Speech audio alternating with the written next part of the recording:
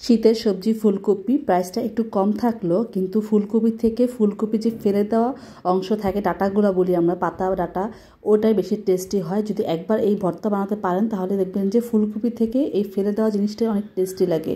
আমি এই ডাঁটাগুলোকে সংগ্রহ করছি, এগুলোকে জাস্ট হাত দিয়ে ছুটে দিলেই ছুটবে। এখন এগুলো খুবই সফট থাকে, অত বেশি আঁশ থাকে না। তাও আমি একটু আঁশ ফেলে দেওয়ার চেষ্টা করছি, যে আঁশগুলো ফেলে দেওয়া আছে কিনা। দেখি যে এরকম আঁশ নেই।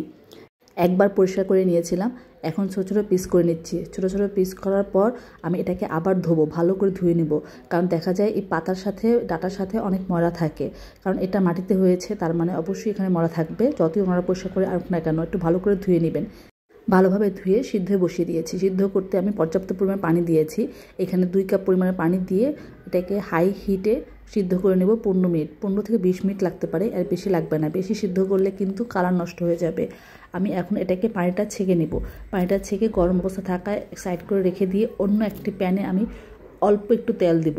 1 চা চামচের মতো তেল দিয়েছি, খুব বেশি না। এখানে আমি 5-6 কোয়া রসুন দিয়ে দিব, সাথে আস্ত পেঁয়াজ দিয়ে দিয়েছি। আস্ত পেঁয়াজ দিলে ঝাঁজটা খুব ভালো আসে, এই জন্য দিয়েছি। আপনারা চাইলে কুচি পেঁয়াজও দিতে পারেন।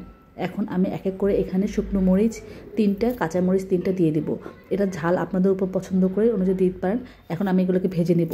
এই ভাজাটা অবশ্যই একটু হাই হিটে ভাজতে হবে, তাহলে স্মেলটা সুন্দর আসে। যখন কালার চলে আসবে এবং সুন্দর একটি অ্যারোমা আসবে, এই পর্যায়ে এগুলো সবগুলো তুলে নেব। তুলে আমি সেম প্যানের ভিতরেই যে সিদ্ধ করে ডাঁটাগুলো ছিল সেগুলো দিয়ে দিব। এখানেও হাই হিটে রাখতে হবে বা মিডিয়াম হিটে রাখতে হবে, চুলা কিন্তু কমানো যাবে না। এই পর্যায়ে হাই হিটে রেখে এগুলোকে ভাজতে হবে, তাহলে পানি যে এক্সট্রা থাকবে সেই পানিগুলো ঝরে যাবে। এখানে আপনারা এই পর্যায়ে যে কোনো মাছ চাইলে ইউজ করতে পারেন, যেমন ইলিশ মাছ বা রুই মাছ ভেজে একদম বয়েল করে নিয়ে এখন ভেজে দিয়ে দিতে পারেন।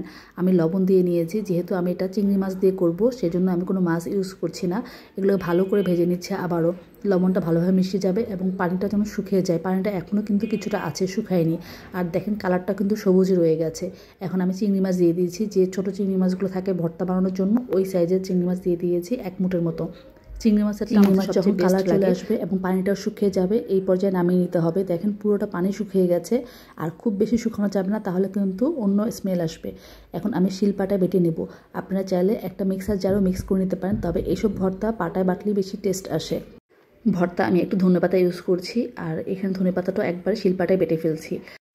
ধনেপাতা আরেকভাবে দেওয়া যায়, ভর্তা বানানো শেষ হয়ে গেলে ধনেপাতা কুচি সরষের তেল মিক্সড করে ভর্তার সাথে মিশিয়ে নিলে হাত দিয়ে ব্যাস হয়ে যাবে। যেভাবেই করেন না কেন ভর্তাটা অনেক টেস্টি। এই ভর্তা দিয়ে যাকে ভাত খাওয়াবেন সবাই এই রেসিপি জানার জন্য আপনাকে রিকোয়েস্ট করতে থাকবে। গরম ভাতের সাথে এই ভর্তার তুলনাই হয় না। ধন্যবাদ সবাইকে, আল্লাহ হাফেজ।